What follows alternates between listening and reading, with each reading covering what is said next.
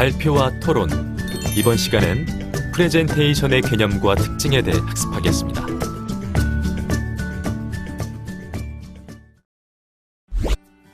여러분은 자신의 의견을 다양한 시각 자료를 활용해서 제시해 본 적이 있을 텐데요. 시각 자료를 활용한 말하기와 시각 자료를 활용하지 않은 말하기의 차이가 무엇이라고 생각하시나요? 그리고 시각 자료를 말하기에 활용할 경우 어떤 점에서 도움이 된다고 생각하시나요? 시각 자료를 활용한 말하기의 예로 프레젠테이션을 들 수 있는데요. 이러한 프레젠테이션은 현대를 살아가고 있는 사회인에게는 필수적인 능력입니다. 그럼 지금부터 프레젠테이션의 개념과 목적, 그리고 프레젠테이션의 사전 준비에 대해 알아보도록 하겠습니다. 여러분 안녕하세요. 여러분과 함께 발표와 토론을 학습할 김주리입니다. 이번 시간의 학습 내용은 프레젠테이션의 개념과 목적, 프레젠테이션의 사전 준비입니다. 여러분은 이번 학습을 마치고 나면 프레젠테이션의 개념과 목적에 대해 설명할 수 있고 프레젠테이션의 사전 준비 요건을 설명할 수 있게 될 것입니다. 그럼 지금부터 학습을 시작하도록 하겠습니다.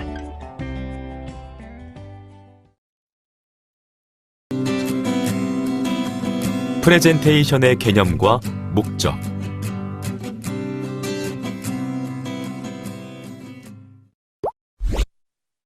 말하기는 그 목적에 따라 공적 말하기와 사적 말하기로 구분됩니다.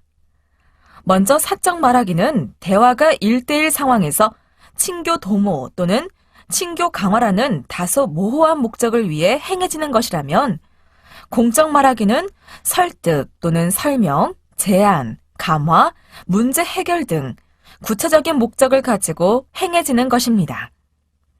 이런 공적 말하기에는 프레젠테이션, 연설, 강연, 회의, 토론, 협상 등이 있는데요. 공적 말하기 가운데 발표, 즉 프레젠테이션은 한 사람 또는 한 집단의 발표자가 다수의 청중을 대상으로 일정한 내용에 대한 정보, 지식, 생각 등 특정한 주제에 대해 전달하는 설명과 제안 중심의 말하기 방식입니다. 발표는 한 사람이 다수의 청중을 대상으로 자신의 주장을 펼친다는 점에서 연설과 비슷하지만, 프레젠테이션이 연설과 달리 다양한 시각 자료를 활용할 수 있다는 점에서 차이를 보이죠.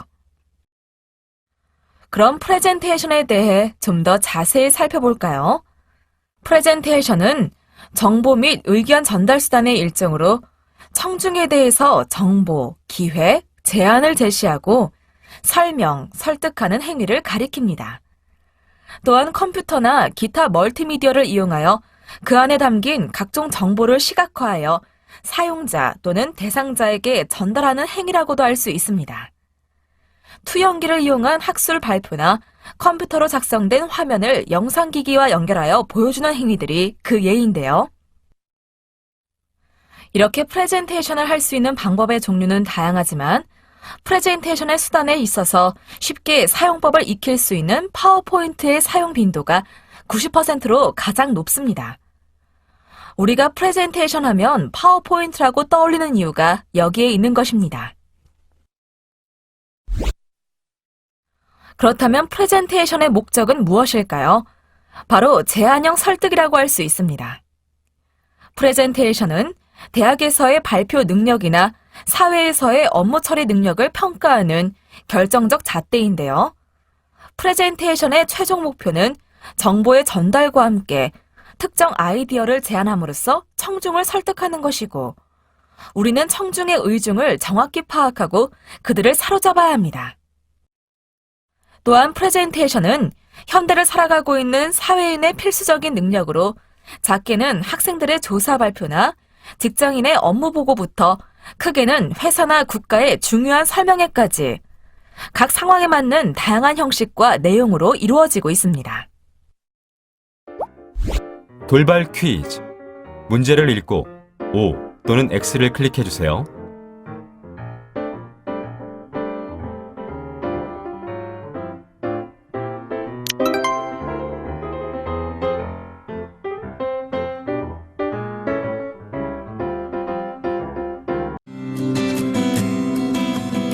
프레젠테이션의 사전 준비.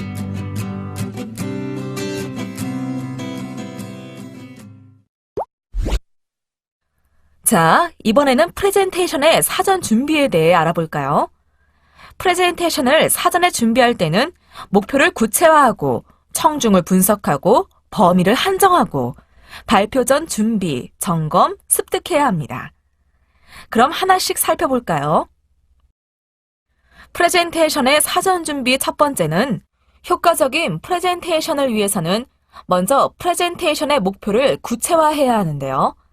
그러기 위해서는 왜 프레젠테이션을 하려고 하는지, 무엇을 성취하려고 하는지, 프레젠테이션의 결과, 청중이 어떤 행동을 취하거나 생각하기를 원하는지 등의 세 가지를 생각해야 합니다. 발표자는 목표를 구체화함으로써 프레젠테이션에 참석한 사람들에게 끝까지 앉아 있어야 할 타당한 이유를 보여줄 수 있습니다. 이때 목표를 잘 정의하는 것이 중요한데요. 목표를 잘 정의하는 방법은 발표자 스스로 이 프레젠테이션을 통해 청중의 행동과 생각을 현실적으로 어떻게 유도하고자 하는지를 한 문장으로 쓰는 것입니다. 명료하게 정의된 목표는 프레젠테이션이 정말로 필요한가를 판단하는 데에 도움이 되고 청중의 관심과 에너지를 집중시키는 데에 도움이 되며 발표자가 청중에게 무엇을 보여주고 들려주어야 하는지 생각하도록 도와줍니다. 만약 명료하게 정의된 목표가 없다면 그 프레젠테이션이 정말로 가치 있는 것이었는가를 판단할 수 있는 방법은 아무것도 없기 때문입니다. 프레젠테이션의 사전 준비 두 번째는 청중 분석하기입니다. 청중을 분석한다는 것은 그들이 누구인지를 확인하는 것 이상의 의미가 있습니다. 물론 개개인의 이름, 직위, 몇 명이 참석할지도 알아야 하지만 한편으로는 청중을 분석한다는 것은 우리가 전하려는 내용을 그들이 어떻게 듣고 이해하고 수용할 것인지를 미리 계산하고 평가한다는 것을 의미합니다. 이때 우리는 고려해야 할 문제로 다음과 같은 의문을 반드시 던질 수 있어야 하는데요. 첫째, 의사결정권자는 누구인가라는 질문으로 프레젠테이션의 최종 목표는 프레젠테이션의 성질에 따라 다르지만 최종적으로 발표자를 대표로 하는 집단이 목표를 승인받아야 하는 경우라면 결정권자들에게 무엇을 보여주고 들려주어야 하는가에 초점을 맞추어야 합니다. 청중 분석 시 고려해야 할 문제, 둘째는 그들은 이 주제를 얼마나 알고 있는가입니다. 자료를 준비할 때에는 청중의 이해력을 과소평가해서도 안 되고 그들의 지식을 과대평가해서도 안 됩니다.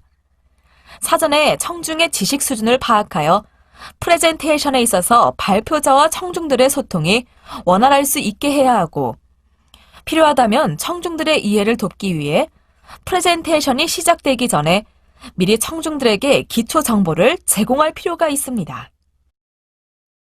다음으로 고려해야 할 문제 셋째는 그들은 이 주제에 얼마나 관심이 있는가로 발표자는 일상생활에 더 신경을 쓰고 있는 청중들에게 관심을 촉발시켜서 그들의 마음을 사로잡을 필요가 있습니다.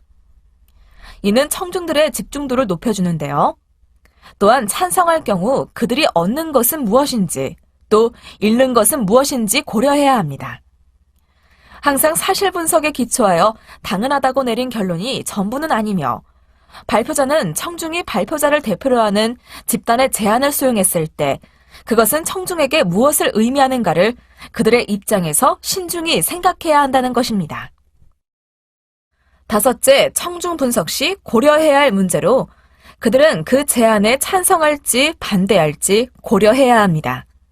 즉, 발표자는 프레젠테이션을 계획할 때부터 프레젠테이션이 끝날 때까지 어떤 상황이 발생할지 참을성 있게 따져보아야 합니다. 마지막으로 청중을 분석할 때는 청중을 어떻게 자료에 몰입시킬 것인지 고려해야 하는데요. 이는 프레젠테이션을 시작하기 전에 청중 가운데 몇 명을 선택해서 준비된 자료를 테스트해보고 결정권자들과 가까운 사람들을 만나 청중의 성격과 분위기에 대해 상의해보아야 합니다. 그러면 여러 가지 문제에 대처할 방법을 미리 예상해 볼 수 있을 것입니다. 프레젠테이션의 사전 준비 세 번째는 범위를 한정하기인데요. 프레젠테이션의 소요 시간에 관해 결정권이 발표자에게 있다면 짧을수록 좋고 약속한 시간 안에 끝내야 합니다.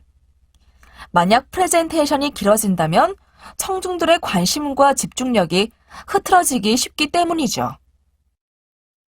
따라서 시간 배분은 슬라이드 한 개당 1분에서 3분을 할애하는 것이 좋으며 예정된 시간에 맞춰 끝날 수 있도록 리허설을 하는 것이 좋습니다. 또한 프레젠테이션을 정시에 시작하고 정시에 끝내는 것은 내용을 구성하는 문제보다 더 중요한데요. 그것은 성실성의 문제이기 때문이죠. 예정대로 프레젠테이션을 실행한다는 것은 서로의 합의를 준수하고 책임을 다하겠다는 의지와 능력을 입증하는 것입니다. 다음으로 살펴볼 네 번째 사전 준비 방법은 발표 전 준비, 점검, 습득하기입니다. 이를 위해서는 먼저 자료 및 장치를 확인해야 하는데요. 기기 고장으로 프레젠테이션 자료를 쓸 수 없을 때는 난처해지므로 사전에 반드시 확인을 해봐야 합니다.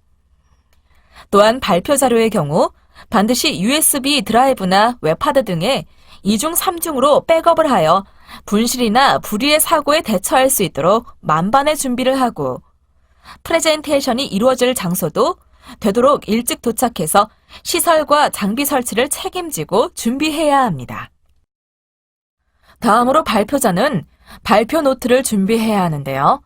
발표 노트란 청중에게 보여주기 위한 것이 아니라 발표자가 청중에게 말로만 전달할 내용을 잊어버리지 않고 상기할 수 있도록 별도로 만든 자료입니다.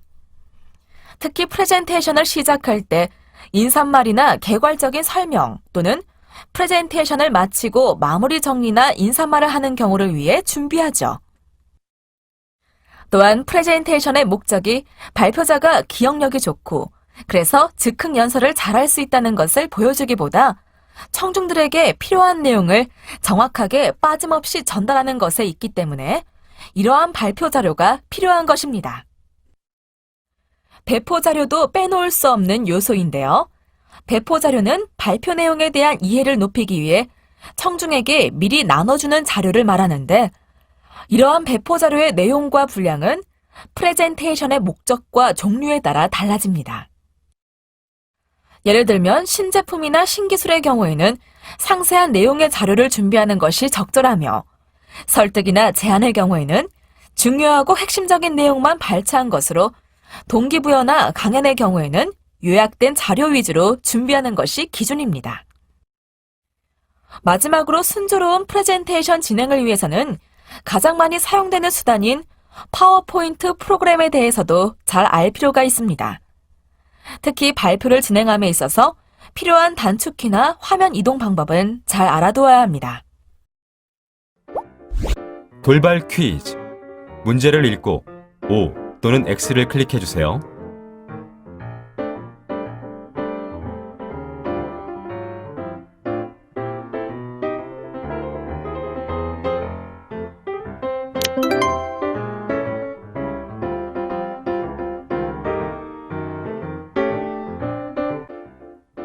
지금까지 학습한 내용을 퀴즈를 통해 확인해 보겠습니다. 시작 버튼을 클릭하세요.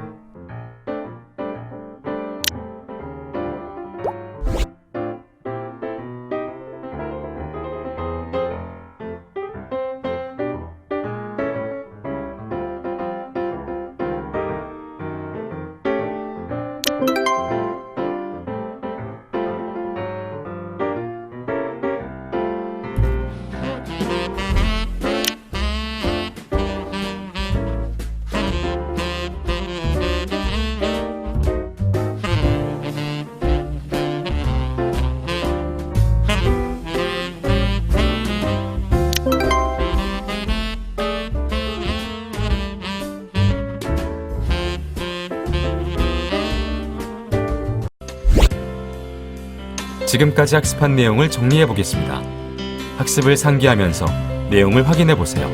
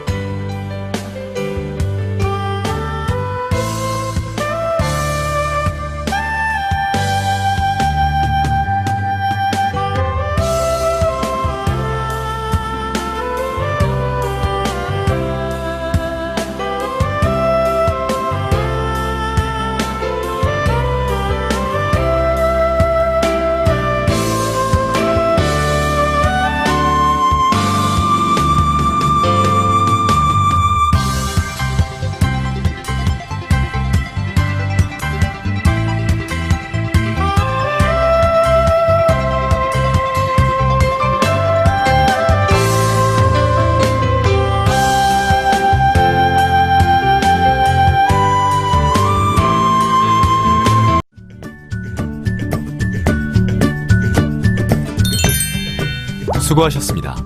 이것으로 프레젠테이션의 개념과 특징에 대한 학습을 마치겠습니다.